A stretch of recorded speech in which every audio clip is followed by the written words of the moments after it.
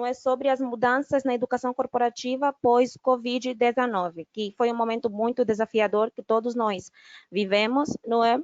E vamos falar um pouquinho sobre isso hoje no nosso webinar. Esse webinar é da iSpring, tendências de learning, dicas e truques da iSpring e casos de clientes. Eu sou Ana Calombe, não é? Eu sou a representante de vendas da iSpring e vou vos acompanhar, vou estar acompanhando um pouquinho com vocês hoje no nosso webinar. O nosso apresentador, ou a pessoa que vai falar um pouquinho com a gente, não é sobre esse tema, não é sobre as mudanças na educação corporativa pós-Covid, é o nosso amigo Wagner Casimiro. O Wagner é o fundador e CEO da GoSonics. Se tiver certa, Wagner, se não tiver certa, por favor. Wagner possui graduação e mestrado em administração, não é, pela FEA UFS, é especialista em desenvolvimento de talentos, atuou por mais de 15 anos em organizações brasileiras, não é, no alinhamento estratégico das ações de educação corporativa e na promoção da cultura de aprendizagem mais dinâmica e efetiva. Bem, o currículo do Wagner é extenso. Então, o webinar de hoje não vai estar sendo gravado. Se você precisar uma cópia, um link do que está se passando, do que vai acontecer aqui hoje no nosso webinar, você pode pedir para a gente pode mandar para você o link do que vai acontecer, um link de tudo que vai se passar aqui no nosso webinar de hoje. Então, para começarmos com o nosso webinar, eu vou passar a palavra para o Wagner, que vai ajudar-nos a entender mais sobre essas mudanças pós-Covid. Bem, pessoal, vamos lá começar? Eu vi aqui que a Nariane deu boas-vindas, né, por estar aqui presente. Eu gostaria que vocês participassem bastante nas perguntas e no chat. Eu acho que a interação online é o que torna essa experiência real, né, ou seja, que faz com que a gente fique aqui e obviamente, contribua para a nossa atenção ao longo do processo. Bem, minha especialidade em educação corporativa, aprendizagem organizacional.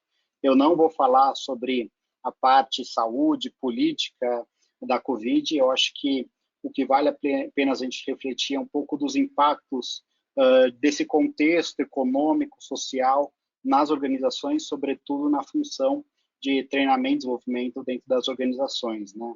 Eu sei que tem profissionais, pessoas aqui que são de países que falam o idioma português.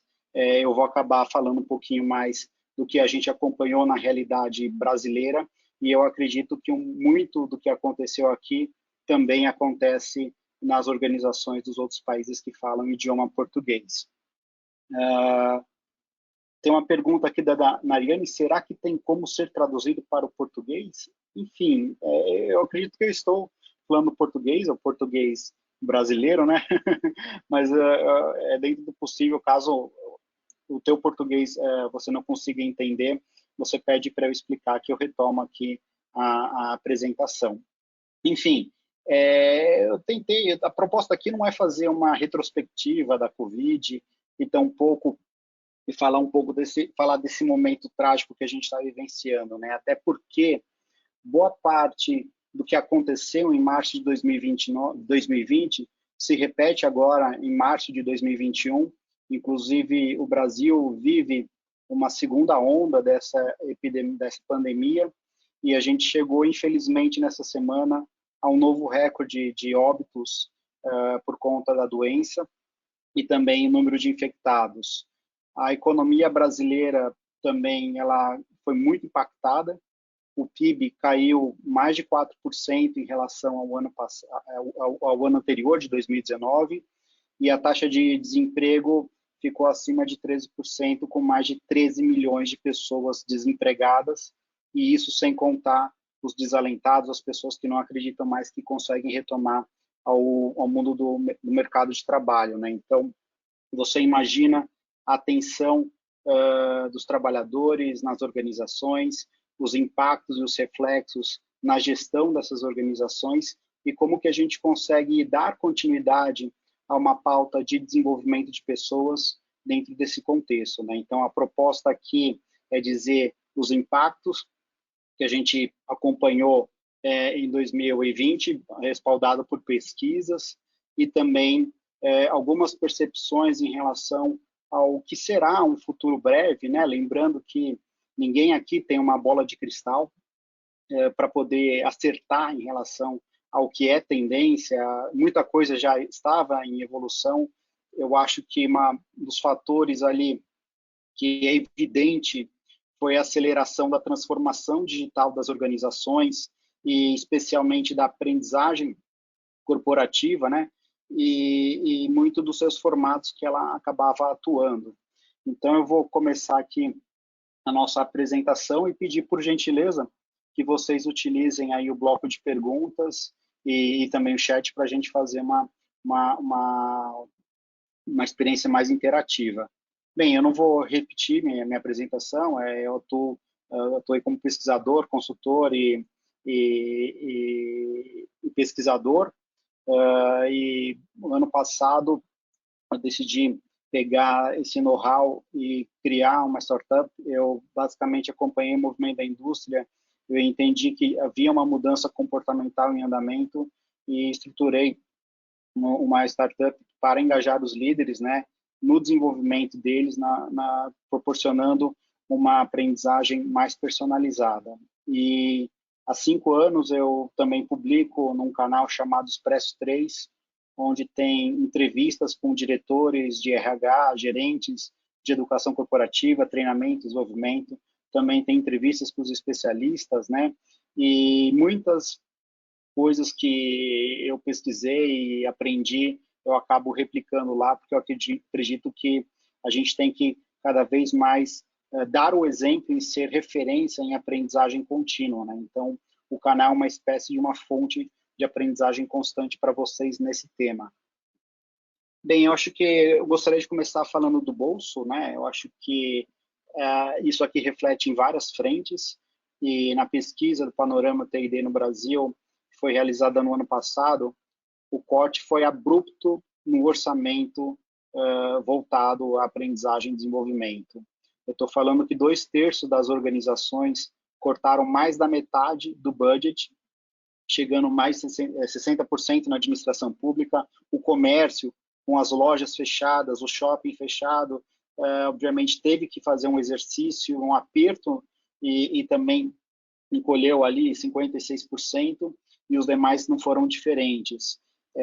Eu acompanhei algumas organizações que, por muito tempo, a gente vinha contribuindo para o nível de maturidade dos processos, da governança e das soluções, e que do dia para a noite enxugaram boa parte do quadro. Então, mesmo as pessoas que atuavam dentro desse tema, que atuam, sofreram os impactos e grandes cortes, né? Cortes de 1/3 dos colaboradores da organização, áreas que enxugaram pela metade, inúmeros compromissos e agendas que estavam previstos para conduzir programas e soluções em 2020 foram cortados abruptamente, né? Eu, por exemplo, eu conduzia alguns projetos de consultoria e também treinamentos para formar times de instrutores e também analistas dentro da área de educação corporativa, e da noite para o dia todos os projetos foram interrompidos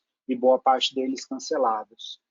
Um outro dado curioso ainda em relação a essa parte de orçamento é que mudou significativamente os critérios para definição desse budget, ou seja, nos anos anteriores, o principal indicador era a porcentagem sobre a folha de pagamentos, né? Todo mundo sabe aqui que as organizações destinam entre 1% e 3% da folha de pagamentos para investimentos em treinamento, e isso equivale a algo em torno a 0,5% do seu faturamento voltado a essa rúbrica dentro do orçamento total. E isso foi impossível de acompanhar no ano anterior, no ano de 2020, e mesmo o LMT, o Levantamento de Necessidades de Treinamentos, também não foi foi um dos critérios que caiu entre a forma principal de você considerar para a formação do seu budget, né? O que acabou preponderando, eram indicadores que apareciam com baixa, digamos, representatividade, né? Porque tanto horas treinamento total e horas treinamento colaborador, eles vinham lá embaixo com 2%, 5%, e no ano passado eles tomaram a ponteira, ou seja, tivemos que cortar tudo, mas vamos tentar honrar a nossa proposta, a nossa agenda de desenvolvimento, né? Então, de certa forma, esse foi um reflexo que a gente acompanhou no orçamento das organizações. Eu acredito que muitos provedores, pessoas que atuam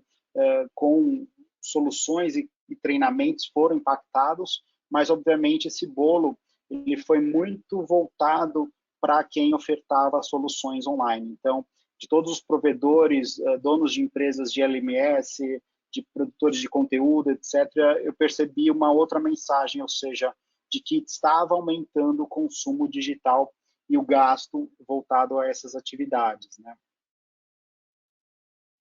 Em termos de produtividade, eu acho que é até curioso, esse era um índice que no Brasil ele flutua muito e que nos Estados Unidos é bastante estável, né? Ou seja, os Estados Unidos ali fica com um número de 34, 35 horas, né?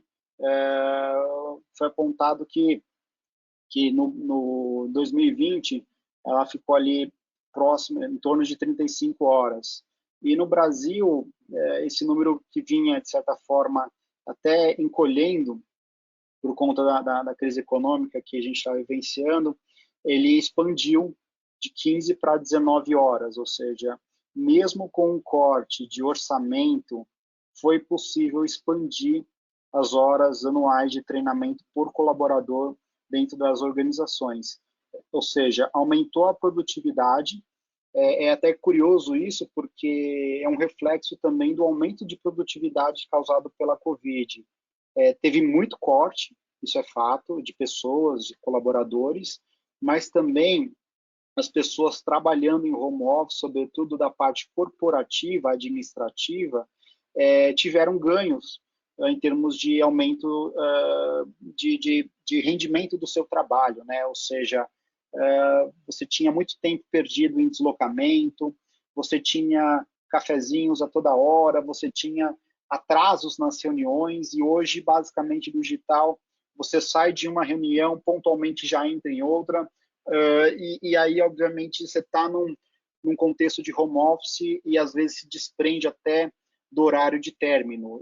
E até também curioso que, mesmo no home office, com crianças, filhos, tendo que compartilhar atividades domésticas, né, como preparar o seu almoço, como fazer atividades da manutenção do lar, mesmo assim foi possível acompanhar a evolução desse indicador. E não só com um aumento de produtividade, mas um aumento de eficiência, ou seja, com menos recurso se conseguiu expandir essa carga de treinamento entregue. Em termos das práticas mais utilizadas, eu separei aqui elas organizadas no modelo 70-20-10, ou seja, o 10 são as atividades estruturadas, geralmente ligadas à condução de um treinamento, e a gente percebe que tudo que era presencial foi basicamente parado da noite para o dia, ou seja, depois de março, dificilmente a gente viu treinamentos presenciais, palestras presenciais, convenções, congressos, qualquer participação em evento ou mesmo em programas de business schools ou programas de consultorias externas, né? O que aconteceu foi uma ascensão grande do que a gente chamou do efeito live, né? Ou seja, um número crescente de webinars acontecendo, especialistas se promovendo no mundo digital. Recentemente também a gente viu um lançamento de um novo aplicativo, que é o Clubhouse, no qual a gente tem salas síncronas, mas somente por áudio, né? Como se fosse um grande fórum de discussão onde as pessoas podem participar. E nesse momento também a gente viveu ali um crescimento. Eu lembro que eu conversei com diversos gerentes para avaliar o impacto da Covid por volta de maio, junho, e todo mundo falou, Wagner, a gente está surpreso, porque o nosso LMS, que lá não tinha tanto acesso, ele começou ele começou a ser bastante utilizado, né? Ou seja, parece que deu um baque nas organizações. Quando as pessoas foram impedidas de ir para as organizações a partir de março, elas ficaram em casa e, de certa forma, estarrecidas, travadas com o que estava acontecendo no noticiário. E aí, obviamente, a instabilidade dos processos, o aguardar de um novo direcionamento fez com que elas pudessem, então, alocar tempo para as atividades de desenvolvimento. O que teve também grande ascensão, e eu vou retomar isso no próximo slide, foi o crescimento do treinamento virtual ao vivo, ou seja, o uso dessas ferramentas de webconferência para dar continuidade ao treinamento que era presencial. Também, quem organizava eventos passou a organizar com grande facilidade, muito mais conveniência de forma online. Então, aumentou o número de demandantes de ofertantes, porque você não tinha mais restrições financeiras para alugar um espaço, investir bastante. Não, você faz online, você não gasta mais com keynote speaker internacional, você consegue, então, fazer atividades de baixo custo e bastante qualidade, né? Quando a gente fala do 20, que seria, então, aí uma aprendizagem mais colaborativa e social, o aprender juntos, a gente percebe que algumas práticas elas foram basicamente neutralizadas. Por exemplo, o shadowing. Para quem não conhece o que é o shadowing, ele é muito utilizado na força comercial quando a gente coloca um novato para seguir um especialista, para ele aprender por meio da observação e da interação com essa pessoa que já domina a proficiência e a competência.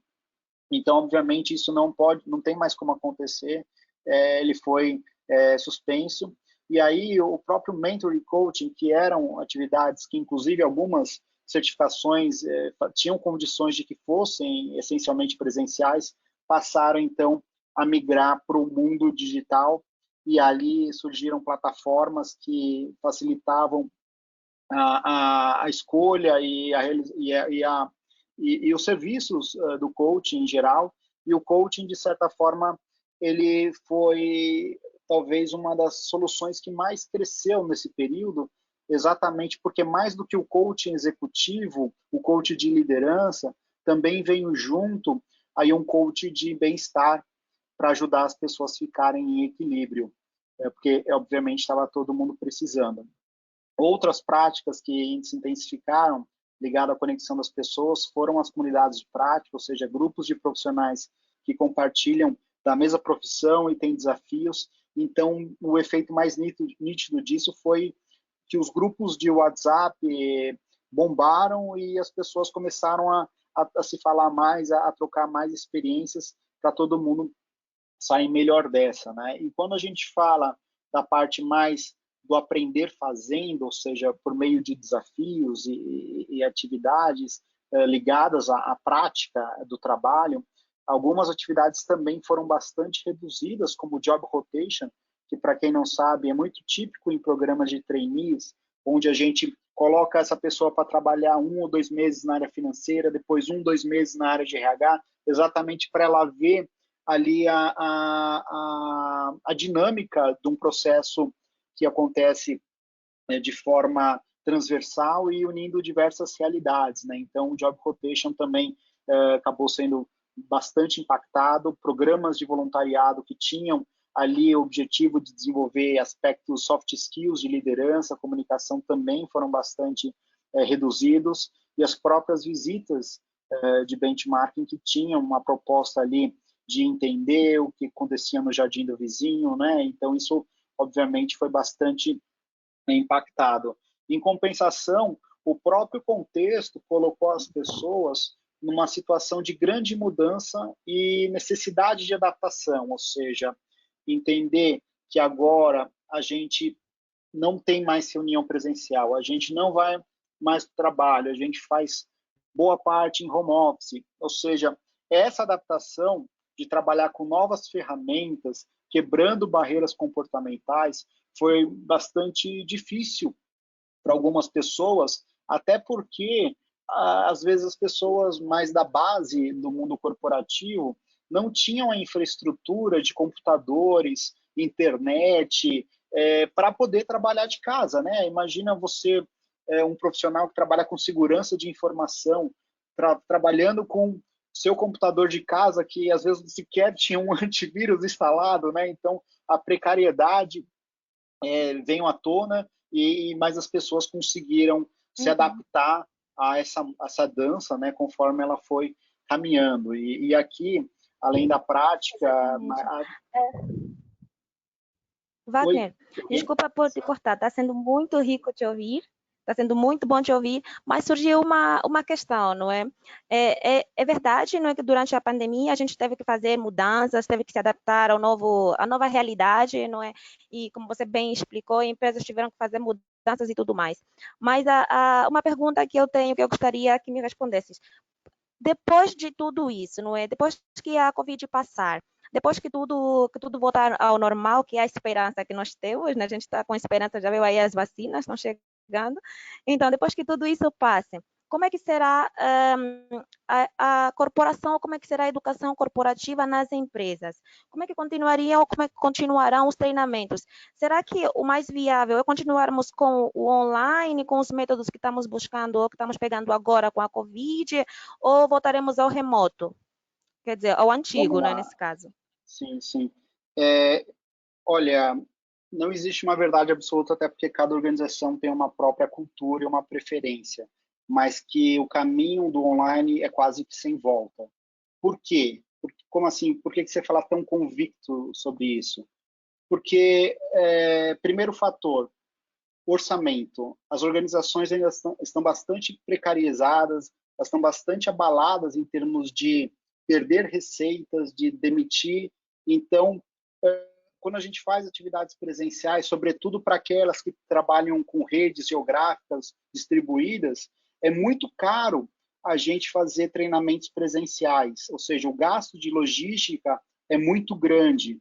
Eu acompanhei algumas universidades corporativas que falavam, olha, a gente gasta aí em torno de 60% com logística, ou seja, eu perguntei, isso aqui não é uma universidade corporativa, isso daqui é uma agência de viagens, então, né? Porque sua atividade core é contribuir com suporte, aprendizagem para essas pessoas performarem melhor e não em gastar com logística, né? Então, o primeiro fator é esse, não existe mais bolso para bancar o turismo corporativo, né? Inclusive é um dos setores que está bastante impactados e vai demorar para ele voltar à atividade. O segundo fator é que tinha uma barreira comportamental para usar as ferramentas de webconferência. Eu uso webconference desde 2012.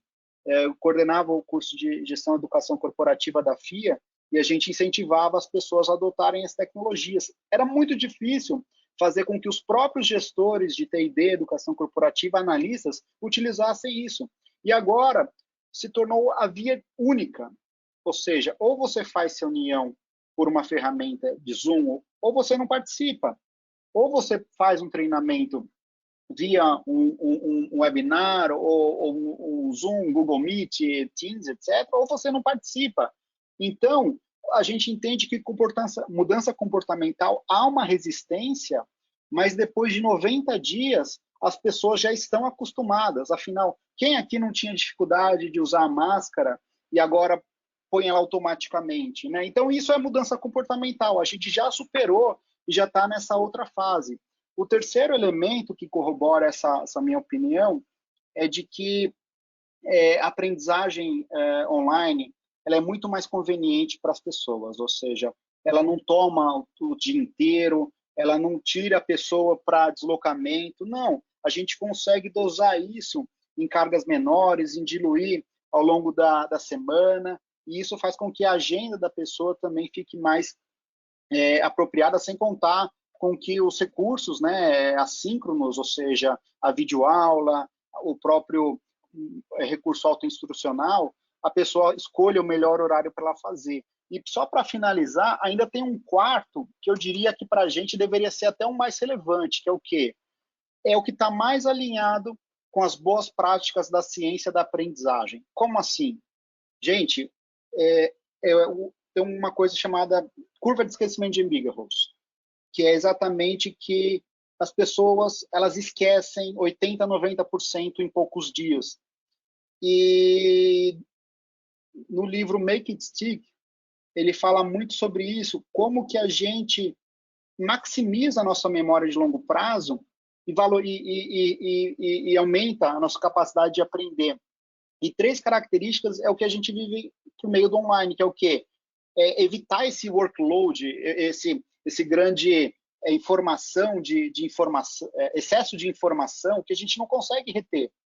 E aí, a gente diluindo isso ao longo do tempo, a gente permite com que esse espaçamento contribua com nossa memória, porque ela acontece à noite. Então, a gente é capaz de absorver, e quando a gente resgata na próxima atividade de aprendizagem, ela também ajuda a reforçar a memorização dessa informação por longo prazo.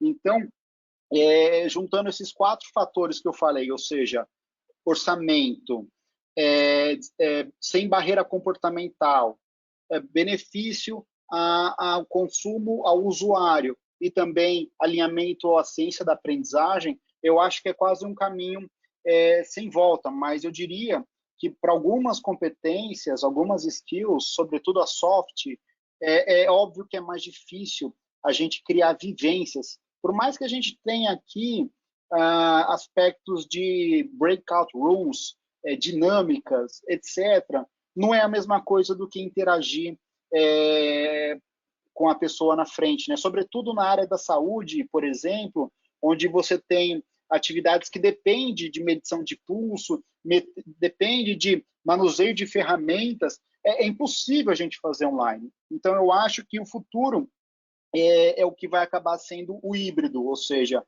uma mistura não só do presencial com o online, mas também a questão do estruturado com on the job, o social, o interno, o externo, juntar o conhecimento consolidado dentro da organização e trazer uma oxigenação com provedores externos. Então, o futuro é híbrido, exatamente porque a gente precisa ter a flexibilidade de atuar em diversos contextos e para diversas audiências. Tudo bem? Eu acho que eu respondi demais aqui, mas eu acho que eu já antecipei uma das previsões do que é tendência pós-Covid. Podemos seguir? Pode sim, pode seguir. Obrigada pela resposta. Ok. Bem, e aí, quando a gente pensa nos formatos, entre 2019 e 2020, caiu muito a contribuição do presencial. Eu até suspeito por que 56% presencial, se realmente a partir de março foi uma coisa que não foi mais possível fazer, né? Mas o Brasil ainda era muito atrasado em termos de aprendizagem digital online. A gente tinha apenas 71%, desculpa, 29% era com educação à distância e ainda considerando o remoto aqui. Mas o ponto é, cair de 71% presencial para 56% é uma coisa bastante grande, quando eu estou falando num período de apenas um ano. E aí o que mais cresceu, obviamente, foi o online ao vivo, ou seja, essa interação síncrona que a gente está fazendo agora, e a aprendizagem assíncrona, que seria, então, a elaboração de SCORMs e videoaulas, que também contribuem com 18%, né? Mas o que realmente cresceu nesse período era o online, ao vivo, porque ele era parte do presencial que aconteceu. E aí, quando a gente avalia tópicos, né, pelo menos pelas minhas sondagens e interações com o mundo corporativo, teve uma ascensão de tópicos relacionados ao trabalho remoto, à liderança remota, né, ou seja, como trabalhar dentro desse novo ambiente. Foi feito, inclusive, muito às pressas para atender a urgência das organizações, né? E aí vem um bloco de conteúdos que eu acho que era pouco explorado, mas que ganhou muita relevância, que é o quê? O aspecto da segurança psicológica, o aspecto do bem-estar e da inteligência emocional, ou seja, um monte de gente morrendo lá fora, você com estresse e ansiedade para não sair de casa, teus colegas de outras organizações perdendo emprego e você não sabendo o que vai acontecer, e o teu filho batendo na porta querendo entrar para participar da reunião. As pessoas entraram em pânico basicamente caíram a produtividade no trabalho pela falta de balizamento e equilíbrio emocional, psicológico, e aí, obviamente, o reforço das atividades de aprendizagem e desenvolvimento veio muito para tentar sanar um pouco dessa dor que estava cada vez mais evidente nas organizações, né? O último que eu percebo aqui também, que foi um tópico que cresceu muito, foi a facilitação online, ou seja, os instrutores internos, os professores das business schools, todos eles dominavam o ambiente presencial, mas não conseguiam atuar no online, porque não é reproduzir a mesma atividade no online, é uma outra dinâmica. O círculo, o nível de atenção das pessoas é de 5 minutos. Se a gente não tiver um outro estímulo, a chance dessa pessoa abrir o e-mail, abrir o WhatsApp, é muito grande. Então, a gente precisa criar aqui uma forma de interação para as pessoas manterem ativas nesse processo de aprendizagem, né? Bem, e aí quando a gente fala da aprendizagem digital, a gente percebe, a gente analisou aqui um ranking que a Jenny Hart faz todo ano, de Top Tools for Learning, e a reflexão que ela traz é de que a aprendizagem, as ferramentas de aprendizagem migraram de uma lógica de conteúdo para a comunicação. Mas não é que migraram, a gente percebeu pelo outro gráfico que cresceu o conteúdo assíncrono, ou seja, cresceu muito a produção de e-learning de uma forma geral, as plataformas de cursos como o Coursera, LinkedIn, outras, elas continuaram vendendo e muito bem. Entretanto, o que ganhou destaque em relação a um crescimento, ou seja, sair do zero e ocupar as primeiras posições, foram realmente essas ferramentas de aulas e treinamentos online, as ferramentas de engajamento ao vivo e de quadros online. Ou seja, eu estou falando aqui não só de Zoom, Google Meet, mas eu também estou falando aqui de Jamboard, eu estou falando aqui de Mentimeter, eu estou falando de Kahoot, ou seja, ferramentas que ajudam a criar uma certa interatividade com os participantes. E aí, o que a gente pode esperar, né? Bem, eu acabei antecipando aqui alguma dessas falas, mas eu acho que, enfim, ninguém tem uma bola de cristal, mas a gente consegue, pelo menos, entender o que pode acontecer neste ano e no próximo ano. Os dois primeiros eu já acabei falando, né, que foi a questão do que o caminho é um caminho sem volta, o online. O segundo, que o híbrido vai se consolidar. Eu acho que somente uma reflexão aqui em relação ao híbrido, a gente era muito confortável em seguir a mesma receita de bolo, ou seja, a gente fazia um formato, era o presencial, era o e-learning, a gente só fazia isso para tudo. Eu acho que a provocação aqui é em realmente fazer um diagnóstico focado nas preferências de aprendizagem da audiência, ou seja, do público no qual a gente vai impactar, e entender até que pela natureza daquela competência, se é soft ou hard, ela tem um desdobramento que combina com essa audiência e que vai definir o formato.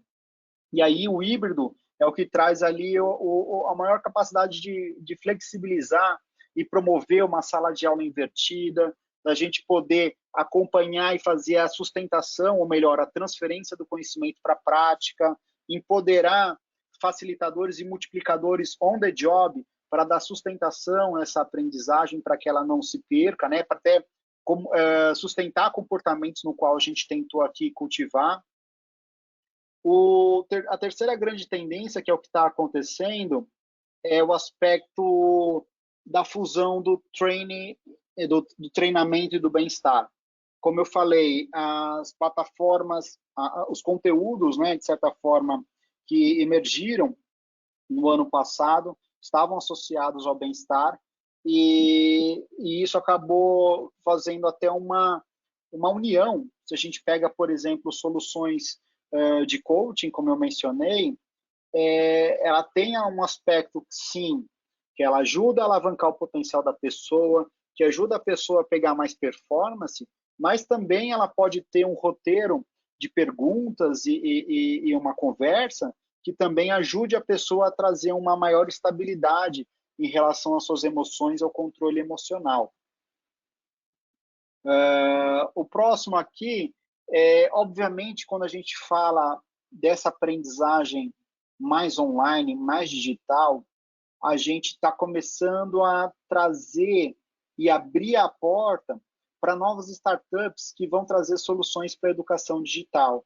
Porque, querendo ou não, a lógica, a indústria de T&D em geral é bastante fragmentada, você tem inúmeros provedores, você tem mais de 200 plataformas de LMS, etc. Enfim, e diversos especialistas, cada um com o seu tema. E aí, quando essas startups analisam quais são as dores, as oportunidades, elas criam verdadeiras soluções que trazem conveniência, que trazem ali um atendimento muito mais individualizado, ou seja, que seria o próximo ponto. O RH, de forma geral, ela tende a ofertar uma solução que é para a organização como um todo. E essas novas soluções que estão surgindo, elas trazem ali o que a gente chama de customização em escala, ou seja, um desenvolvimento de precisão exatamente para você. E aí ali a pessoa ela consegue então reconhecer, porque essa experiência dá mais clareza, engaja mais, e ela entende que aquilo foi feito para ela e ela se dedica, ou seja, não é uma burocracia que vem da área de T&D que ele é obrigado a fazer, não. Aquilo está associado ao crescimento de carreira dele, ao desenvolvimento dele enquanto indivíduo. Então, ele tende a corresponder melhor para esse tipo de solução. Uma perspectiva do que pode acontecer é o seguinte: pior, eu não sei se pode ficar pior, gente. Eu não consigo afirmar isso totalmente, porque a gente nunca sabe onde fica o fim do túnel, ou a gente parece que está cavando cada vez mais. E quando a gente acha que está no fundo do poço, basicamente a gente consegue ainda bater mais um recorde, né? Então, mas a perspectiva é que a retomada da economia ela também venha e traga aí um investimento voltado para os recursos humanos, né? Ou seja, perspectiva de retomada da economia, de abrir comércio, de poder ter mais confiança dos empresários a investir em soluções de longo prazo, que é o treinamento e desenvolvimento no final do dia, trazem um pouco de perspectiva, até porque o corte de mais de 51%, de mais de 50%, né, ele é bastante, ele basicamente neutraliza e faz com que as áreas só cumpram o que é compliance, NR, treinamentos obrigatórios em geral.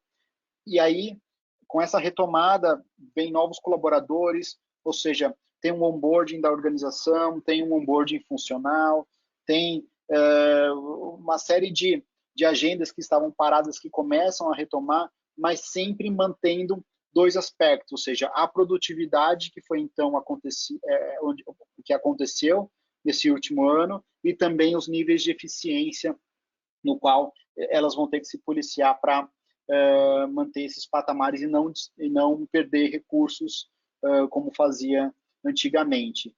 E, por fim, a questão é de que o mundo nosso de educação corporativa sendo mais digital, a gente vai conseguir gerar mais dados e poder, então, gerar mais reflexões, análises e predições em relação ao quais são os fatores que mais impactam na performance, no desenvolvimento, na geração de receita, enfim. E aí a gente vai conseguir colocar os nossos objetos de aprendizagem, as nossas atividades, de forma mais assertiva para o desenvolvimento dos colaboradores nas organizações. Enfim, isso aqui são previsões, né? Muita coisa pode acontecer, mas pelo que eu tenho acompanhado, isso daqui é o que está numa pauta ali. Eu não estou incluindo aqui, gente, tendências gerais, sabe? gamificação, microlearning, desenvolvimento de leads. Acho que esses são aspectos que sempre vão acontecer. Eu estou fazendo um recorte aqui em relação ao que vai derivar a Covid, muito por conta da aceleração digital que a gente acompanhou nas organizações. E agora aí eu vou partir para as perguntas. Eu vi aqui que tem já algumas, né? Eu acho que são comentários, na verdade, mas eu gostaria que vocês participassem agora para a gente poder interagir. Aqui a Jamila fez um comentário, né, que o híbrido já é realidade na instituição da saúde, né, com certeza, nos auxilia em alguns cursos, ok. Infelizmente a gente tem que falar isso, né, Nariane? Teve alguns benefícios que trouxe, mas eu acho que é uma seara que é difícil da gente tentar enxergar algo benéfico para a sociedade de uma forma geral. Olha, a Nariane também comentou aqui que ficou melhor agora, conseguimos atingir todos os colaboradores, os treinamentos ganharam versatilidade e atinge todos dentro de suas possibilidades. O Albert também comentou aqui que, sem dúvida, o mercado com a experiência de sucesso durante a Covid vai focar em utilizar mais EAD tradicional e o live training, perfeito. Bem, gente, agora eu fico disponível aí para perguntas ou comentários. Se alguém quiser, eu não sei se pode compartilhar o microfone ou se a gente conversa pelo chat. Eu fico à disposição de vocês.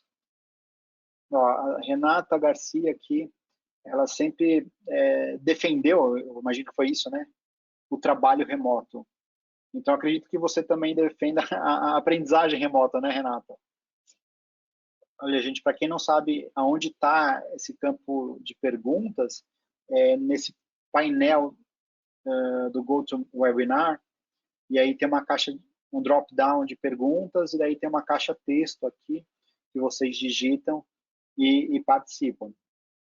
Calma, gente, faz fila, sem pressa, 1,5 metro de distância entre cada pessoa que vai fazer a pergunta. Bem, então, dado que ninguém pergunta, eu faço a pergunta, né? Vocês acham que essas perspectivas do que pode acontecer em breve tem sentido na organização que vocês trabalham? É isso que está caminhando e que foi acelerado por conta da Covid? Alguém tem um ponto de vista diferente? Alô, Ana? Sim, Wagner. Estão pedindo para repetir a pergunta. A Suaninha ou Suane pediu para você repetir a pergunta. A pergunta que eu fiz foi de que se essas perspectivas de curto prazo que estão apontadas aqui, elas são realidade nas organizações que vocês atuam? Ou há algum elemento que diverge ou que adiciona em relação a esses pontos? Espera aí que agora caíram algumas perguntas aqui. A Camila perguntou, pode ser uma tendência um compartilhamento de experiências e capacitações entre instituições compatíveis? Sim, eu acho que tem muita troca de conhecimento entre as organizações, sobretudo na área de recursos humanos em geral. As pessoas não são tão competitivas quanto áreas financeiras, que têm bastante restrições e aspectos de sigilo, né? E o que eu tenho acompanhado é bastante grupo de trocas de conhecimento, tanto no WhatsApp como no LinkedIn. Então, é uma tendência, as organizações estão incentivando o seu C-Level a serem ativos nas comunidades virtuais, exatamente para reforçar a imagem de bom empregador, ou seja, reforçar o EVP, atrair talentos e vender cada vez uma imagem de uma organização que tem preocupação com o social, com boas práticas de governança e com o meio ambiente, né? Então, sim, a lógica é expandir o compartilhamento de experiências. O Daniel perguntou aqui, com esse longo período que está se tornando o distanciamento social, não irá criar uma lacuna e uma carência do presencial? Olha, Daniel, eu estou muito carente também, viu?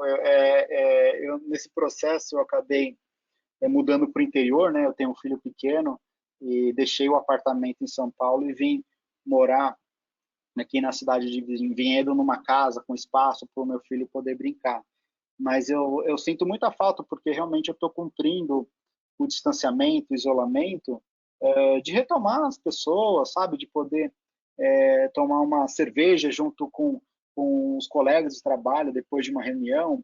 Eu, como consultor, especialmente, eu viajava bastante, então, cada semana eu estava num estado e visitando uma empresa que tinha um contexto e uma cultura diferente, de um business e uma indústria diferente, e agora, basicamente, a gente faz tudo online. E o online, querendo ou não, ele tem o fator de aproximar, mas ainda não de gerar todos os sentidos que causam essa aproximação entre pessoas. Então, sim, e eu estou extremamente preocupado com essa geração, sobretudo da idade do meu filho, que está começando a definir caráter, personalidade, e o quanto essa carência de contato físico e social não pode deixar nessa geração que vai evoluir. Imagina você, os adolescentes nas escolas, com restrições,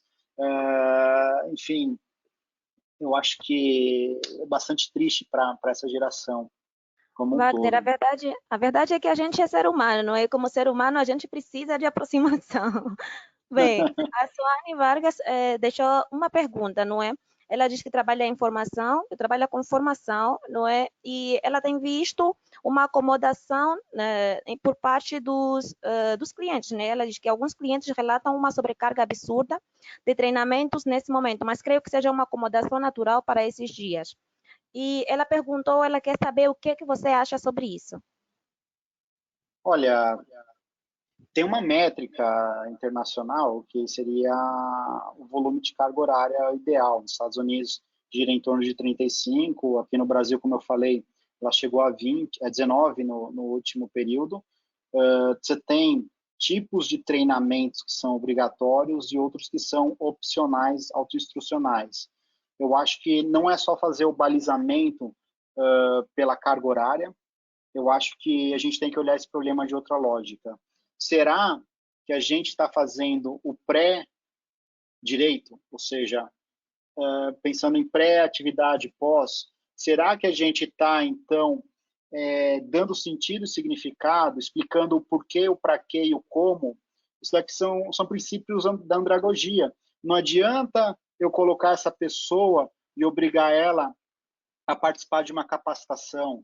Ela tem que entender que aquilo é relevante para a atividade dela, que aquilo vai gerar uma contribuição e como aquilo está alinhado com o propósito, né? Eu acho que a gente peca muito em trazer essa consciência, essa clareza para a pessoa, que obviamente ela acaba enxergando isso da pior forma, porque querendo ou não, a aprendizagem, treinamento é um grande pit stop, né? Se você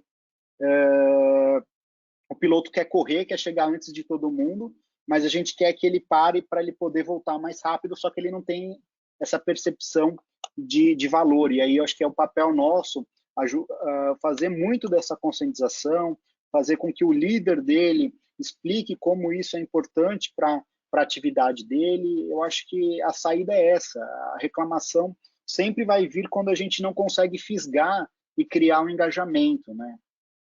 Agora que eu vi que tem perguntas mais embaixo aqui, vamos trabalhar mais essa segurança, educação voltada para a segurança das mudanças constantes?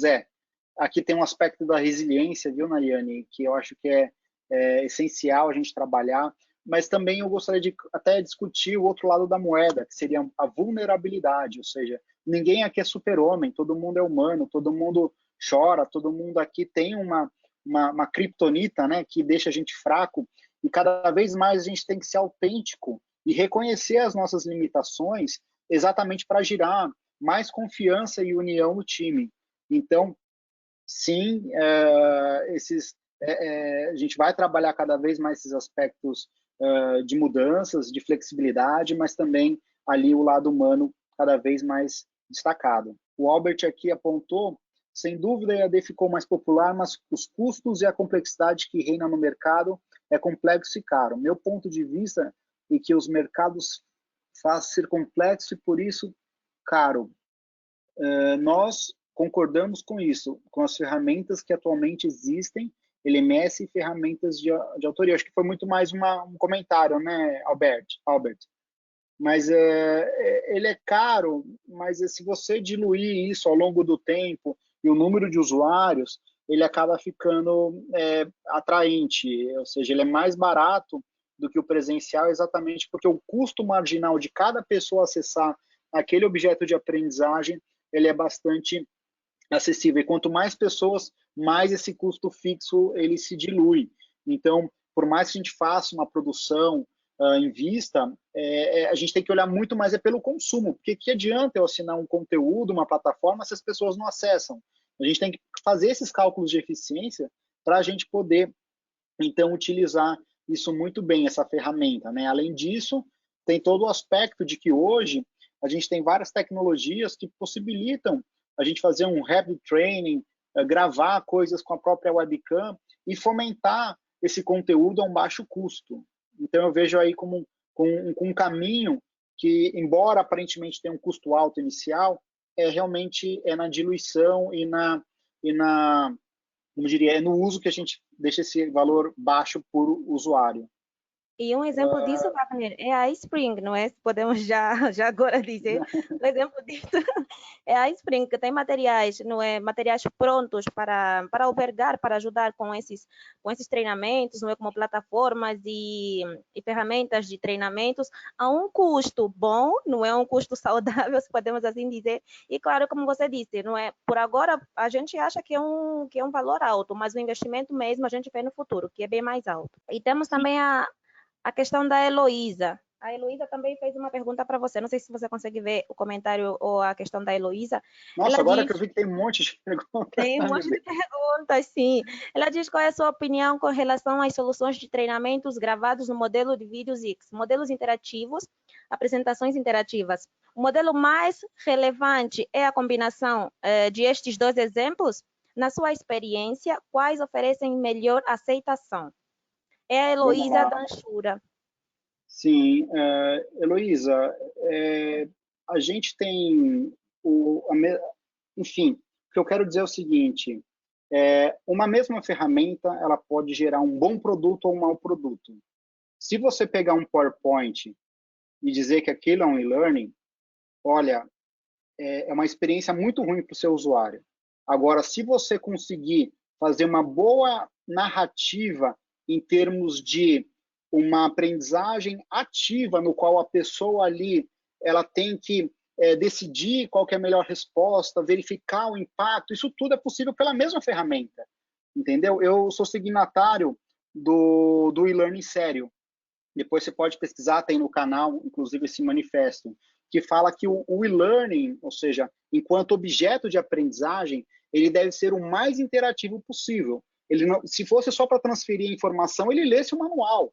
Não, é para a gente criar uma experiência no qual a pessoa ali, ela preste atenção, que ela entenda que ela pode tomar ali decisões equivalentes ao mundo real e ver as consequências disso. Então, a gente já tem essas tecnologias, eu acredito que a própria Spring tenha isso, mas está muito mais no desafio da gente criar um roteiro que realmente traga essa interatividade, essa participação. E a participação não é ficar clicando somente no drop-down para ver o conteúdo que estava escondido, não.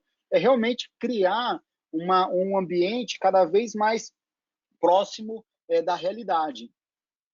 Eu tenho até o exemplo, um amigo meu falou que recentemente ele fez um curso de assédio sexual, que ele falou, nossa, isso aqui ia ser o maior porre da minha vida, mas ele falou que foi até divertido, porque toda hora apareciam cenas e ele tinha que tomar decisões, e aí, isso aqui foi assédio, não foi assédio, como é que você poderia coibir, quais são as... Daí ele aprendia, ou seja, primeiro vinha a experiência, depois vinha a lição com os conceitos que gostariam de ser provocados, né? Então, são formas no qual a gente pode trabalhar esse design instrucional.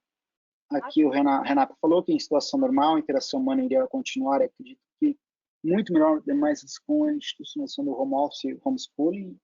Legal, Renata. Você quer me ajudar a selecionar, Ana, as perguntas? Porque eu estou vendo aqui são os comentários, né? A Renata falou que É, todo mundo consegue ler os comentários das pessoas, gente? Senão aqui, eu leio aqui. pode ler, sim, pode ler, Wagner, sem problema nenhum. Tá. Mas o da Renata é um comentário, sim. Eu acho que com perguntas a gente terminou. Mas se tiverem mais perguntas, a gente tem um tempinho ainda, não é? Pode enviar sua pergunta para o Wagner responder para vocês. Mas eu acho que por agora, Wagner, eu acho que terminamos com as perguntas, não? Não tô encontrando nenhuma pergunta a mais. São mesmo comentários. Comentário da Renata, da Sônia aqui. A Sônia falou que interessante. Onde Ah, se encontra esse manifesto? o manifesto do e-learning sério tem também disponível, traduzido em português, no canal do Expresso 3. Inclusive, os autores, eles estão conectados, eu converso com eles bastante e pode depois assinar a versão em inglês no site original. É só entrar no Expresso 3 e botar manifesto, que provavelmente vai ser a única opção do resultado de busca, né? Uhum. E também, Eu acho que Wagner, aproveitar, não é? Oi. Desculpe por te cortar. Desculpe, Wagner. Aproveitar também para apresentar um pouquinho, né, as nossas soluções de e-learning, que é o iSpring e-Learning, uma plataforma LMS que também tem sido muito arrecadada durante esse período de pandemia, não é, que muita gente tem utilizado, que é uma plataforma de gerenciamento de conteúdos. Você coloca os conteúdos na plataforma LMS e consegue fazer a distribuição para todo e qualquer colaborador da empresa, não importa onde esteja, e ainda os colaboradores podem ter acesso aos cursos, aos treinamentos offline, não precisa necessariamente ter internet, é, eles podem ter acesso ao conteúdo. E tem também o iSpring Suite, que é uma ferramenta especializada para criar, desenvolver conteúdos para cursos e treinamentos online, numa ferramenta simples, integrada no PowerPoint, é muito simples de utilizar, não precisa de formação e, claro, muito boa, não é? E é barata, é barata, como nós falamos, não é tão caro assim. E também temos o iSpring Marketing, que é de comercialização de cursos. Se quiserem ou estiverem interessados, podem dar uma olhada no nosso site da iSpring. Temos todas essas ferramentas na versão em português. Legal, gente. Só para finalizar, eu compartilhei o link aqui do manifesto do e-learning sério, né? E também falar que tem bastante conteúdo no canal sobre cultura de aprendizagem, sobre como aprimorar o desenho da experiência de aprendizagem, fala bastante sobre desenvolvimento de líderes. Enfim, fiquem à vontade em pesquisar e assinar o canal sem nenhum custo e nenhuma propaganda. Então, eu gostaria de agradecer a Spring pelo convite, pelo momento aqui. Acho que sempre bom a gente praticar, mesmo que à distância, essa troca de experiência e conhecimento. E fico à disposição de vocês. Imagina, Wagner, é a distância agora, mas esperamos, não é, que no futuro seja presencial. Continuar a distância, mais presencial, né? Para não perder aquele O toque híbrido, de os humanidade dois. que a gente é. O híbrido. Wagner, nós agradecemos. Muito obrigada pela sua presença. Foi um webinar muito, muito, muito rico, não é? A gente aprendeu muito com você. E as perguntas que a gente não respondeu, não é? A gente vai enviar as respostas particulares. Se tiver algum comentário e a gente não leu, não é? A gente vai enviar um feedback. Muito obrigada a todos pela participação no webinar. Obrigada a todos. Tenham um bom dia. Tchau, tchau. Tchau, tchau.